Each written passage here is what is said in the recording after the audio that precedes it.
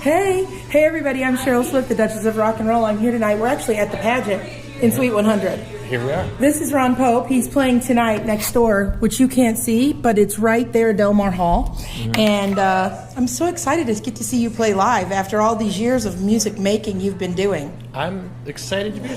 It's the first day of the tour. It is. So, getting ready to do the thing, Do the thing. You're hearing stretch soon. Stretching, vocal, hot tea. Do you do hot tea before your shows? My vocal coach always said not to do that. Really? Like tea, so first it was like anything with caffeine. So you're not because you don't want to. Okay. And then like anything like very hot, very cold. Like he had no extremes. No alcohol, dairy. He had a big list. It was wow. Yeah, I know. So tap water. Well, room temperature water. It's not that exciting. No, it's not that exciting at all. So that's it's a little disappointing. Right? You're it sounds exciting, but just tap water today. Yeah, sticking with the water. Maybe we'll get a little broth later. I don't know. We decide to get a little wild. A little Jello shot every now and again. A bit of just Jello. I don't know. That's so funny. Yeah. Well, I'm excited. Tonight's the first night of your tour. Yes. With the album Work, and I saw you have a new EP out. Yes. So, when I was making Work, I basically imagined it like Work and then Work Tapes is the new EP, and I kind of imagined it as kind of like a double album, like 4 sides of vinyl, essentially. But people's attention spans are very limited, and for me, I've noticed that the best thing I can do is kind of release things in bite-sized pieces. So we released, I think, 5 or 6 singles leading up to the album Work, and the album only had 10 songs on it. Right. And then a little while later, we started to release more singles. I guess we released 2 or 3 before Work Tapes came out. Right. So now it's 17 songs, and in my head, it's kind of all part of one thing. But the album is 10 songs, the EP is 7 songs. And I really just broke it up because I wanted to give people more kind of bite-sized pieces and release stuff more regularly over a long period of time because that's such a, it's like such a part of what is, what you do in modern music is just like you make a bunch of music and you continuously release it because, it used to be when I was first making music, the idea was you wanted to compete with all of the other musicians. That was your goal. You could make an album and try to compete with the other musicians. But now everybody has a computer in their pocket, and so you're competing with anything. The time. Right. It's all it's all here. You could call anyone you want. You could FaceTime with your cousins while they're in Japan. They're like exactly. They're like, we just got ramen. It's delicious here. You don't have to yell. I can hear you. Right. You're we're on this little gizmo computer in my pocket. And so that's the thing. People's social lives are in there. You can meet somebody to marry. In your phone, you can watch any movie that's ever been made. You can listen to any music that's ever been made. So you're competing with all the facets of someone's life and everything they're interested in any way they could be entertained and how they interact with their friends and family. And so now more than ever, it's the goal I think is to be a part of people's everyday lives, always, so that the first thing that they say is my name is Steve and I am a Stevie Ray Vaughan fan, or whatever the thing is. You want to be a part of every day of someone's life, and I think that's why we kind of slow roll the music and don't put out a whole bunch of stuff all at once, and so that's why this thing was divided into 2 parts. So Work and Work Tapes, they're 2 separate things, but in my head they're all one thing. Right. Yeah. Kind of Pangea-like. Yes, if you will. Very Pangea-like. How scientific of you. Yes. I have a thing about globes. I have a thing about globes. That's what our next interview is. We're going to switch sides. We're going to talk about globes now. Anyway, we'll skip that topic today. But I listened today to Wildflower. Texas Wildflower Honey. Oh my God, that song is delicious. Oh, thank you. I really, I didn't know about the new mixtapes. I've heard Work, but I listened today and I was like, oh my God, it's so they're a good amalgamation. So they are one, but that song really blew me away today. Thank you. We went to Austin a few years ago. I think it was during South by Southwest. It might have been 2015 or 2016, and Israel Nash was building a studio on his property, and we have a friend in common, Ted Young. Okay. And Ted is my engineer, he's Israel's engineer, and Ted's like this super accomplished engineer who's like he's like a very low-key dude. Like he would never tell you all the things he's done, but he's like got a Grammy with the Stones and done all this crazy stuff. And, we're thick as thieves, super close friends, and so Ted was like, "Oh, Israel's building a studio," and I had some time off. He was like, "Why don't we just go work there?" And so we were the first people in there, and it was not done.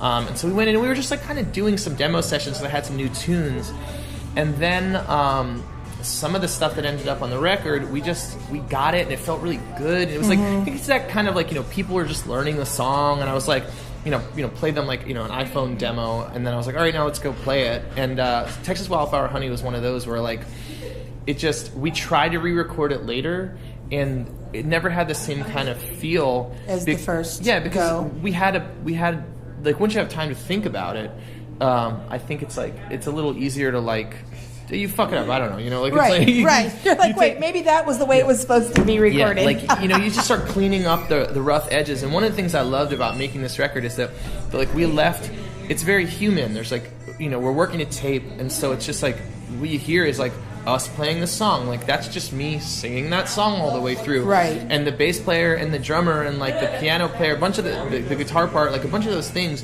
It's just all of us playing together once.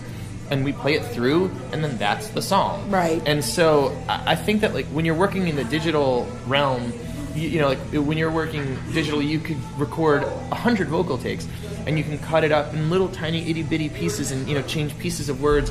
And so, and your instinct when everybody else is doing this, obviously your instinct is like, well, we got to make it as perfect as possible because we have to compete with all these other people who are making these perfect sounding recordings. And with this, it was like, what if instead we just sounded like people playing music? And it feels good. There's more of that, like the human element of it. Like there's a song called Dancing Days on the album, and Charles Ray, who plays trumpet in my band, Charles came into the studio, and we showed him the song, and he went to his spot. The horn mics were in a hallway. He goes into the hallway, and he's standing there. And comes to his part, he plays it, we told him where it was, he plays his solo, and he comes in, he's like, all right, I just want to check it out real quick. And he's like, okay, I think I got it, I'm gonna go back out there and do it. We're like, no, this is it. Like, this is, you did it. He's like, nailed it. He's like, but I mean, I only played it once. And I was like, yeah, but there's only 24 tracks on the tape. Like, if you want to do it again, we got to delete this. No, we're keeping it. This is the one. I'm telling you, this is it. And so he was like, cool, good enough for me. I think that the pendulum might actually swing back toward that authentic sound. There's been so much Pro Tools. I was just telling Ron, I was at Sonic Ranch last month, actually December, with my friends recording an album, and I met your friend David Pollock there, who was also working on an album. And one of the things we talked about there at Sonic Ranch is there's so many albums now that are so Pro Tooled to every syllable that a little raw and authentic human nature and a squeak here and there, or that little twang at the end, that's so real, like how albums used to sound. And we left a lot of that on the album because people are like, oh, I'll do it again, and it's like, dude, you nailed it the first time, and people don't want to believe that in this day and age. So I like that there are some albums being made that are swinging really authentic as opposed to every single auto-tuned syllable. Well, I think like when I think about the some of the singers and the players who I admired as a kid, and like records that really, like lit me on fire and made me want to be a musician, it's like when you think about the beginning of Ain't Too Proud to Beg, the first thing you hear is David Ruffin going like that, I know you want to leave me, and in that I know there's that voice crack, like that would never be allowed to stay on almost anyone's record right now. And when I first heard that, I was like, man, that's so emotional. It's the top of the song, and you're like, damn, this guy means it, Right. And so, that's an example of something I really admired. When I was a kid, so David Ruffin, if you don't know, was the one of them, or the main lead singer of the Temptations, and so he was, when I was a kid, one of my favorites. I could, you can pick his voice out very clearly, wherever he is, and but yeah, there's like a level of, I don't know, like imperfection and like rawness. It's like when you listen to when Sam Cooke was in the Soul Stirrers. It's like I forget his name. The other lead singer in that band, group, whatever, you know, was like, he had this big, you know, soul belting, super powerful voice, and you know, that kind of stuff. Like, you don't hear people like letting it fly, and not. I mean, obviously, I don't have that kind of a voice. Like, you know, I'm not. But you look at like Joe Cocker. Yeah, I don't have that kind of voice either. But, God, I wish. But there was only one Joe Cocker in the world. But yeah, I was actually just telling a story about. I got to have dinner with Leon Russell once, and I walked in. This is ridiculous. I know. I'm like, did he just say that? Yeah, it was a ridiculous, like the coolest, like, you know, set of circumstances. Like, you know, like pixie dust rained down my head, and I got to go have dinner with a small group of people and Leon Russell. And I walked into the room, and so I walk in, and Leon is telling a story about the Mad Dogs and Englishmen tour. When I walk in the room, and I was like, it was just like. And I was there with somebody who I work with, and he was like, we left, and he's like, I just kind of thought, like, you know, you would like take charge of the situation more and like ask more questions. And I was like, but instead what I did was shut my mouth and let Leon Russell tell us stuff. Yes. Like, I was like, I don't want to bother, because I imagine every musician in the world that met Leon was like, so what was it like with Joe Cocker? Like, tell me about Mad Dogs and Englishmen. Right. Sometimes it's like you just gotta take it in. You don't want to be a nerd. Bottom line, you don't want to be a nerd. You don't want to be because everybody's a nerd with Leon Russell. Like, no matter how cool you are, you get next to Leon Russell. Like, Willie Nelson says that Leon Russell is the most impressive person he ever seen. Willie Nelson has seen Willie some says people. That, right? Willie knows. Yeah, Willie has seen some. I just read a book of Willie, like of Willie's, and he just said it. I just noticed it in this book. But yeah, so. Man, how did I get to the Leon Russell thing? Oh God, I just got all excited. We got all like in the into the groove of all these great musicians and auto-tune and Joe Cocker. Yeah, but a singer like Joe Cocker, there's like, it's just like, you know, they allow there to be mistakes, and I think there's a lot of great vocalists right now, and people coming around to this idea, like basically every record that Dave Cobb is making is, for instance, you know. I love Dave Cobb, just for the record. And I mean, like, some of that Anderson East stuff, and like he's got one of those kind of like Joe Cocker, like, are you kidding me kind of voices. Yes, the first time I met Anderson, I was like this. I'm sorry. He opened for Sturgill, and I didn't know him. One of my rules is if there's an opening band, I don't look them up if I've not met them before, so that I'm surprised. And Anderson walks out, this cute, young, tall, skinny boy, and I was like, I'm sorry. And his manager, I didn't know it at the time, but his manager, Bo, was standing next to me, and he goes, who are you? And I was like, who are you? And anyway, you know, I've since become a huge fan of Anderson's work. He's just he's got this vocal. Oh my God, that voice is like bananas. And so, but yeah, you know, like all the Dave Cobb records, like, you know, you think about that stuff, like the Stapleton records, the Isbell records, you know, Judah and the Lion. Yeah, all that. I mean, it's just like there's a lot of stuff that's happening where like great singers and great players are just kind of getting loose and doing being able to do their thing. And, I agree. And people are consuming it, and so it's like if the marketplace validates it, then you can do it. You know, right? Like if you because at the end of the day, it's like we all live at this place as musicians, like trying to be a career musician, where it's like we live at the intersection of art and commerce. You know, it's like I'm making art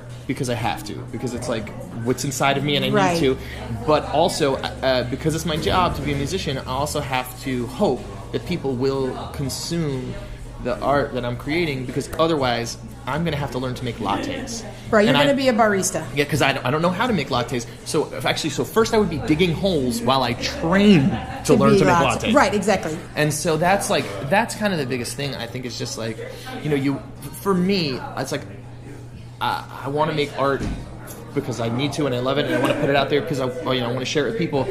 But yeah, you also you're hopeful that like you're making something that the marketplace will consume. Will deem valid, and that they'll take it, because like obviously, like, you know, regardless of how good you are and how, you know, excited you are about your music, and, you know, if you're not making music that people will consume, then it's you can't do it. It's not your job then. It's a hobby. It's like it's something you're excited about. But it's a hobby. It's not a job. And so that's an incredible thing about, you know, people like, I mean, Isbell had a #1 country album last year. Like the Stapleton record's huge. Like Anderson East is everywhere. Obviously Sturgill's record, and I mean, think about what the second Sturgill record is like. the most far out, interesting, I exciting thing know. I've heard in so many years. This is like. I mean, He blew my mind with Sailor's Guide. yeah, it's like and Metamodern. Yeah, it's. I mean, but Sailor's Guide. It's like makes me think of like if the guys from Pink Floyd like somehow got lost on tour and ended up in Nashville, and then like the Memphis Horns showed up. It's like Right, like it's an amalgamation of everything. It's like my head and exploded. an opus to his children. You know, if you Yeah. listen to it from Yes. beginning to end, it's pretty- an opus and a love note to his kids. It's Yeah. he blows my mind. He's incredible, and so like for me, I mean, it's exciting to me. Like these people who are my contemporaries, it's nice to feel like you can have peers and contemporaries that you can admire, you know, that are making records that feel like the right, like what you want. Right. Like I want people to consume those records because it means that there's a market for people who are making records that they're not like. We're not trying to make something that's like absolutely perfect and sandpaper all the rough edges. Right. It like sounds great and sounds like people making music, like people making music. Right, not machines making music. Yeah, and I think that's kind of like that's been the thing I've been really stoked about in the last few years. It's just like all that stuff has been doing so well, and obviously I've watched like the growth of my own career at the same time. So it's like it's an exciting time to be making Right. records, especially the kinds of records that I have been trying to make. Right, which are great, by the way. And I'm trying. I'm just saying. Right. Okay, I'm going to hit on a couple more things because we're going to have to Yeah, go we here gotta- in a minute. gotta We have go. a show. Yeah. There's a show here tonight. Mm-hmm. So let's talk about Project 615. You did the buzz tour. How did you like it? It was fun. They pick you up, they put you in this van, and they drive you around in this van, and you play songs in the van. Right. And 615 is the area code in Nashville. Yes. And it's a store, and they sell clothes, and they make T-shirts and do all kinds of fun stuff. And so I went, I hung out with them, I sang in their van. They're like, Yes. get in my van, and then they totally brought me home. They didn't kidnap me. I love it. I love that they bring people home. 615, Project 615. You can look them up online. Let's tell the people where they can find you on social media. As my grandmother says, he is on the internet. I am indeed on the internet. I'm on all of them. I don't know. You go to Ron Pope Music? RonPopeMusic.com. You'll find me. I'm on Twitter and Facebook and Instagram and I don't know, everywhere. I'm on all the things. He's on all the socials, people. I'm out there. I'm He's on the out internet. there. So. All right. Well, I'm excited for the show tonight. Me too. Ron and I met when I was running in to see another artist, and I got him instead. I've never been so happy to run into someplace late in all my life. And I was very hurt. I couldn't turn my head. I hurt my back. He couldn't even move when he met me. He was like, "Hi, I can't move my head." That's a true story. Well, I'm glad that we got to see each other again. And we enjoy the show. And I will. Thank you all for watching us. Thanks, everybody. I'm Cheryl Swift, the Duchess of Rock and Roll. I'm here tonight in St. Louis with Ron Pope, and we wish you all peace, love, and rock and roll.